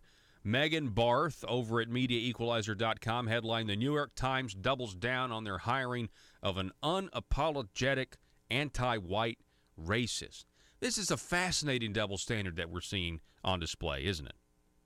Well, it really is. It looks like the New York Times made a terrible mistake, and then rather than admitting to it and letting her go, they doubled down on it and made all kinds of ridiculous excuses for why they should keep her. Yeah, and they're saying that, these tweets, I mean, cancel white people. That they claim that she said some of this, though, because she was being harassed, and they tried to make her the victim in this. Which, I mean, if you read these tweets, some of these were not, she wasn't doing this as satire like some of the claims are. I mean, not all of it was that way. It's pretty distasteful. And a lot of people are raising the question, if you'd substituted black people or Jewish people in this situation, then there would have been outrage. Well, that's exactly right, and that excuse that they gave really didn't hold water because when you really went back through her tweets, I mean, she has a years-long pattern of hate-filled activity across Twitter. So the idea that this was some kind of way she was trying to fight back against racism is something that they cooked up, I think, on the fly. And I don't think it convinced very many people. So the New York Times has a real, I think, PR crisis on their hands. But in their eyes, there's some kind of voice of virtue and reason. And I mean, we're living in wacky times. We really are. And the politically correct crowd, there's no extreme that's too far out there for them now. Do you think, we're talking with Brian Maloney from MediaEqualizer.com, the editor-in-chief there. Do you think the left has now successfully redefined what racism is?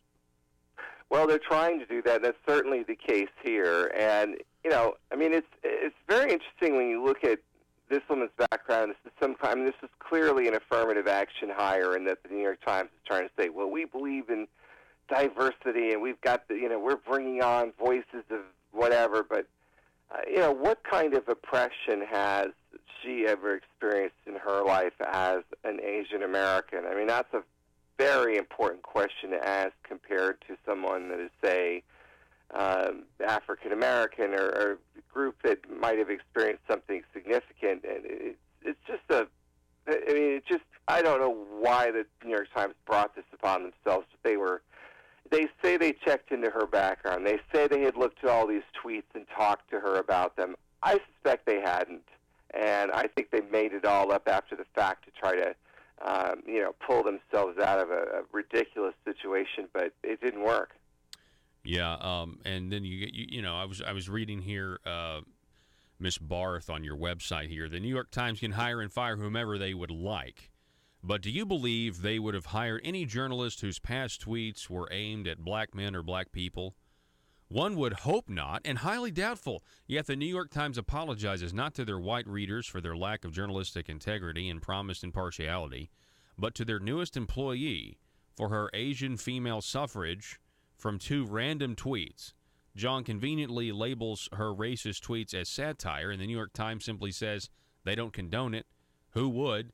Someone who hires her condones this kind of activity. And so now somebody, and this is my old thing, if you're a newspaper and trying to be the paper of record like the New York Times, and now you're an editor there, and you have you have a lot of problems with white people. I mean, she compared white people to goblins that should live underground, and yet that's okay.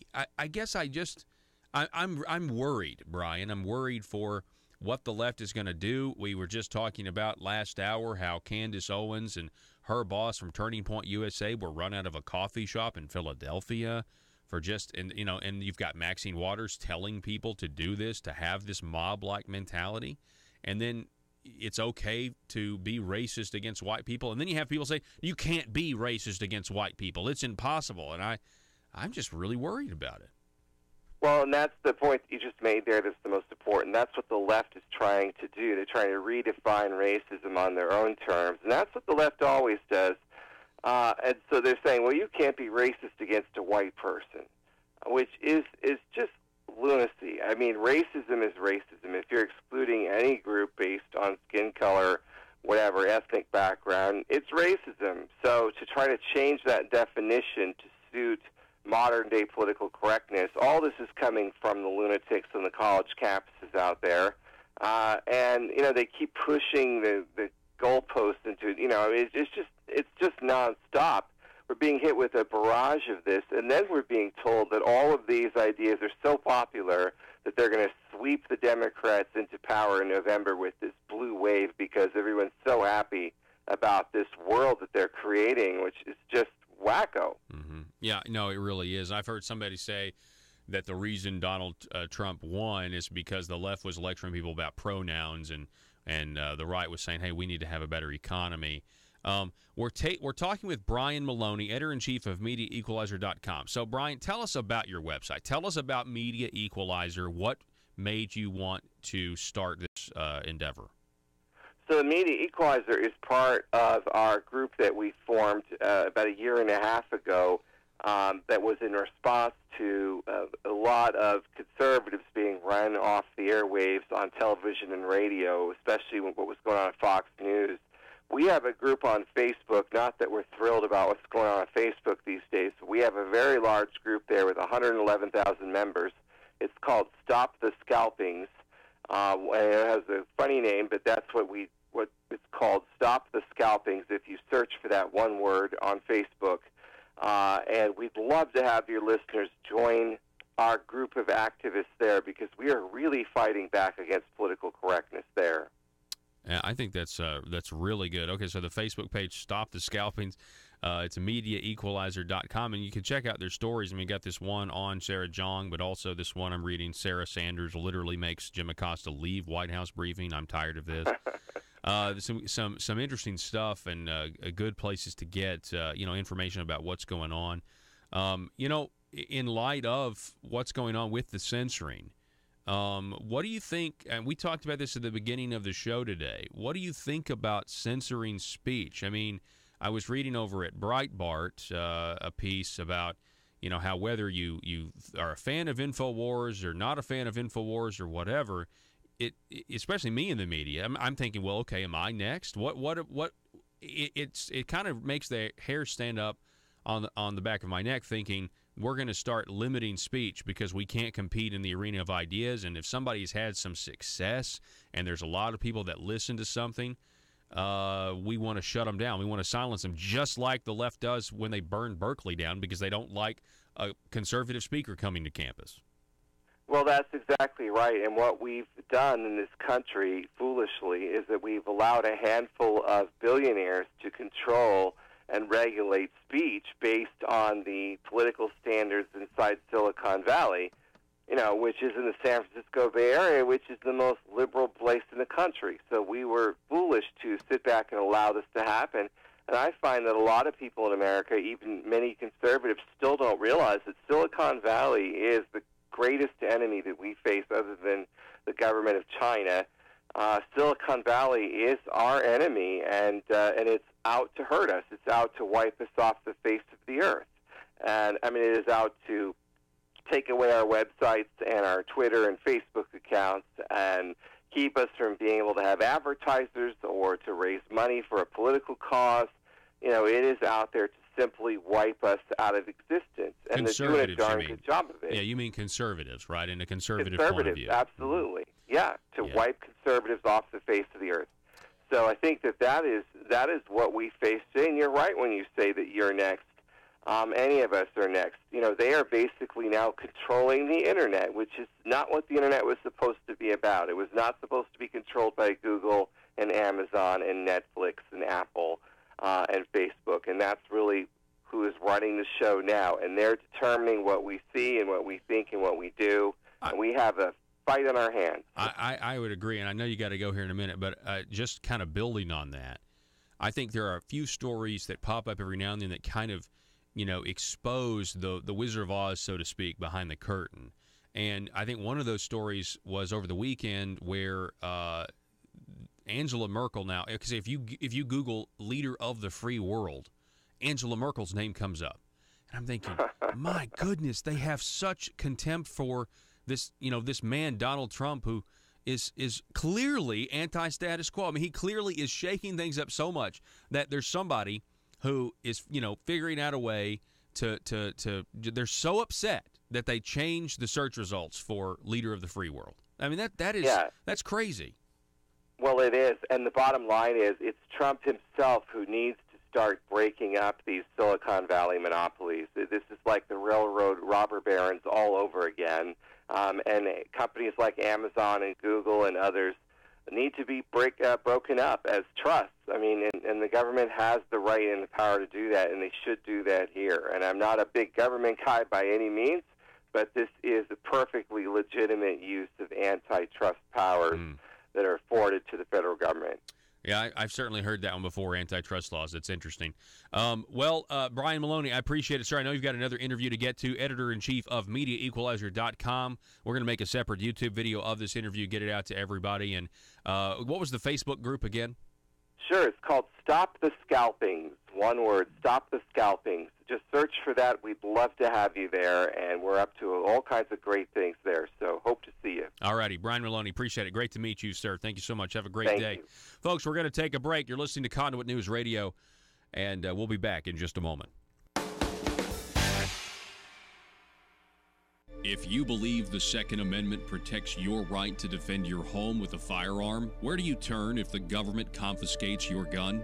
To the courthouse. The Founding Fathers created your Seventh Amendment right to a civil jury to protect your freedoms. The courthouse is where you fight the overreaching hand of government. And the Brad Hendricks Law Firm is where the fight starts. Call the Brad Hendricks Law Firm at 501-221-0444. The Brad Hendricks Law Firm in Little Rock, standing ready using the Seventh Amendment to protect your Second Amendment rights. Russellville-based firearms manufacturer Omega are making clones of the most notable German firearms in the world. These delayed roller lock firearms have been and are currently used by law enforcement and military worldwide. At Omega, they manufacture their guns right here in Arkansas and produce the best reproduction in the marketplace that comes with a complete 5-year warranty. At Omega, they take firearm manufacturing seriously and offer discounts to active and retired law enforcement. Whether you're using Omega firearms to defend the public, defend your family, or for target practice, Omega has your back. For pricing, go to omega-guns.com. That's omega-guns.com. If you're like me, you believe that small business is the heart of Arkansas's economic engine, and it should be viewed that way by the politicians in Little Rock. Conduit for Commerce also believes, like you and I believe, policies that achieve less regulation and lower taxation help small business in Arkansas thrive. Other policies like small, constitutionally consistent government and reducing citizen dependency on government keeps it from growing and expanding its influence on our daily lives. Conduit for Commerce works every day to educate the general public and legislators on these important priorities in the name of Arkansas small business. By the way, contributions to Conduit for Commerce are tax deductible. Log on now to conduitforcommerce.org and click on Contact Us on the right side of the page. That's conduitforcommerce.org. Go there now and learn the facts on protecting small business in Arkansas.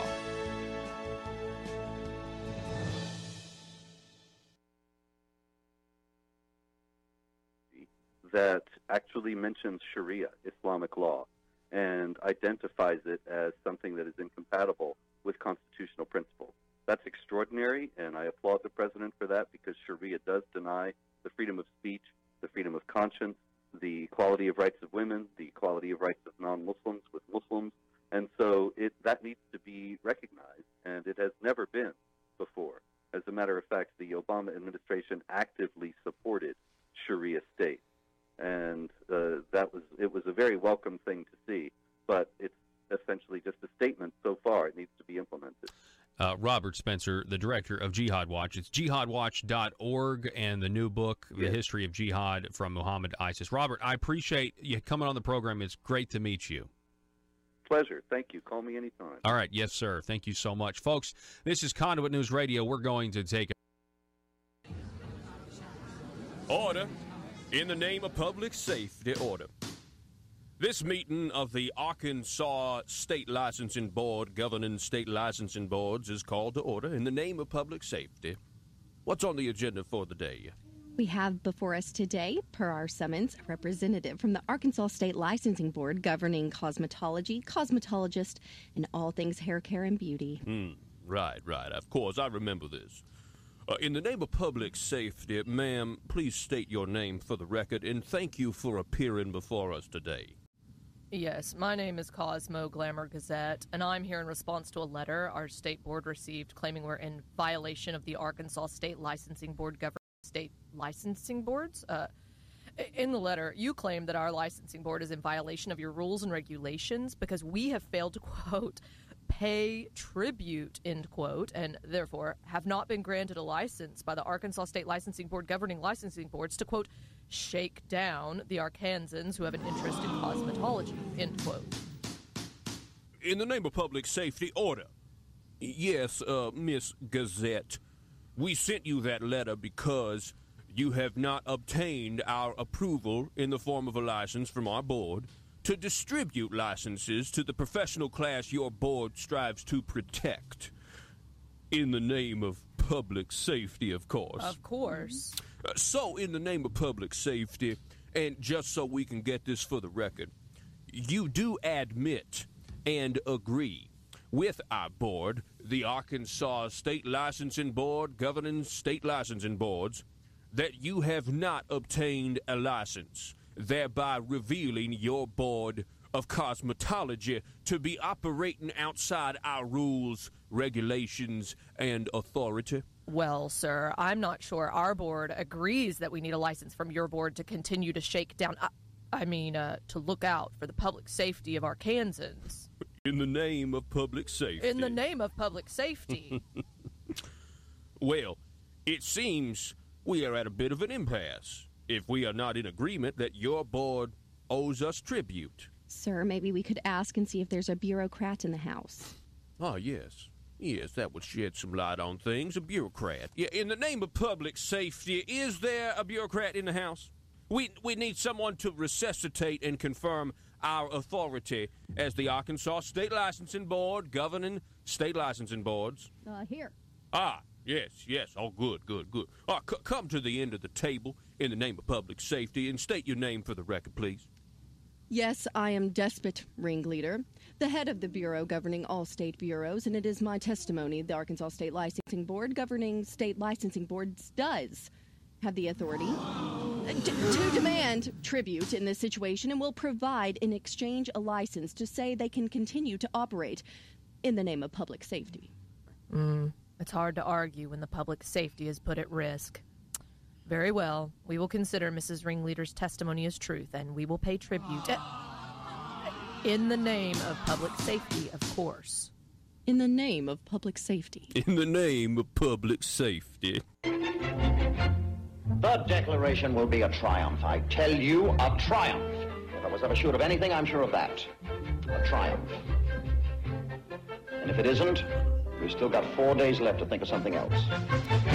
All right, ladies and gentlemen, welcome back to the program. I want to thank Mr. Brian Maloney for coming on. Hey, tomorrow on the program, we're going to be talking with Miss Amy Hall Freeman from the Patriots VAC 746. Can't wait to introduce you to her. That'll be at 6:30 tomorrow morning. And then at 7:30 tomorrow, we'll be talking with Congressman French Hill about his race against Democrat Clark Tucker.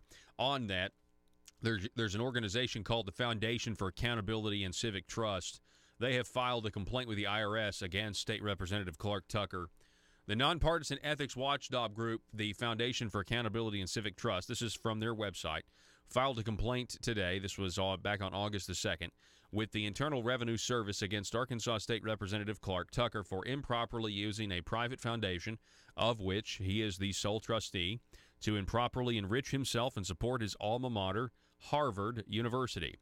Representative Tucker is the sole trustee of the private foundation, HLB Universal Healthcare Trust, a tax-exempt 501c3 private foundation. Under federal law, no part of a tax-exempt organization's income may inure to the benefit of any private individual. The complaint maintains that for over 2 years, the trust, in clear violation of federal law, compensated Tucker over $41,000. In fact, the payments Tucker received from HLB Universal Healthcare Trust in 2017 alone increased his overall income from $106,795 to $126,997, a boost of nearly 20%. The law also states that a private foundation is further restricted and is prohibited from engaging in self-dealing. Prohibited self-dealing activities includes compensating disqualified persons, including foundation managers defined as an officer, director, or trustee of a foundation. Tucker is the sole trustee of the HLB Universal Healthcare Trust, which does not have any other officers or directors. And while there is an exception to this rule, Representative Tucker did not meet that exception, fact reports. Furthermore, records show that HLB Universal Healthcare Trust has engaged in little or no charitable work except for a grant of $50,000 made by the trust to Clark's alma mater, Harvard University, back in 2016. Quote, our tax laws have very strict and clear rules in place to ensure that those running tax-exempt charities aren't stealing from those organizations for personal profit or political gain, according to Kendra Arnold, who's the executive director at the Foundation for Accountability and Civic Trust. When you compare the very little charitable work HLB Universal Healthcare Trust has done with the extremely generous compensation Representative Clark has received for running the trust, something is seriously amiss. That is why we are asking the IRS to investigate this matter. Fact, again, nonprofit organization dedicated to promoting accountability, ethics, and transparency in government. And that's on their website. This broke, I guess, back on the 2nd of August is when that came out. Of course, you got those on the left that are freaking out about this. Colin, it's always funded by right-wing political groups. Well, anyway. That'll be interesting. Maybe we'll get into that a little bit, get into his campaign, get into when we talk to Congressman French Hill tomorrow. talk a little bit about, what do you guys want me to ask him? Let me know. Give me a text message, 870-275-9799. That's 870-275-9799 if you would like to contribute. All right, kind of doing a recap here. I'm telling you right now, at the beginning of the hour, we talked about the problem with censorship and how censorship's a big deal, and we have these tech companies that are doing that. And Brian Maloney really kind of brought it home when we just talked to him about that. It's kind of a dark day for freedom of speech. And I know they're private companies. I understand private companies don't have to allow speech they disagree with on their platforms. I understand that. But it has risen to the level where they are certainly favoring one political speech over another. And maybe there's an opportunity. Maybe there's an opportunity for an actual free-minded, freedom-thinking organization to come out. It would take some startup money to have a competitor saying, you know what, we're okay with saying what you want to say. But these regulations, again, are all in an attempt to explain why Hillary Clinton lost.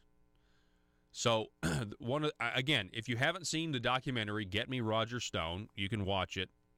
They blame InfoWars and Alex Jones for, some of Hillary Clinton's loss. I think that's clear. But they also blame President Trump. And here's the reason why. And I don't think this is a coincidence. I'm going to reiterate this point because I think I'm on to something. Last week, Donald Trump called the mainstream media fake news. He called them the enemy of the American people. And when he was asked to recant, when his press secretary was asked to recant, she said, no, I stand by the president. Then the president said, not all media is the enemy of the American people, just the fake news. And this flew all over them. And they looked around, and they probably had this coordinated effort ready to go in a glass case. Apple, Google, YouTube, Spotify, no more InfoWars or Alex Jones. Now you can say you can love InfoWars, you can hate InfoWars, whatever you think about it. But clearly there's a lot more at play here, and clearly what the left loves to do is silence speech they can't compete with. Excuse me, I have a cough this morning for some reason. The left, when they can't compete, they want to silence. When they lose, they want to silence. I think the left is losing in ways they never thought they would. And so they're coming after. And you know what? Now they come after InfoWars. Next what? Next they come after what? Is it going to be Breitbart next? Is it going to be after Breitbart? Is it going to be Fox News? Is it going to be some of these other guys like Ben Shapiro, Steven Crowder? For hate speech, right? Right. I mean, their stuff is offensive because they have a different train of thought than you do. And they're going to come from more people, that's for sure. All right, folks, we appreciate you being with us, and we will see you tomorrow, 6 a.m., and be sure to go to conduitnews.com, get the podcasts if you have missed. While they're still there, SoundCloud and iTunes. Cross your fingers. The news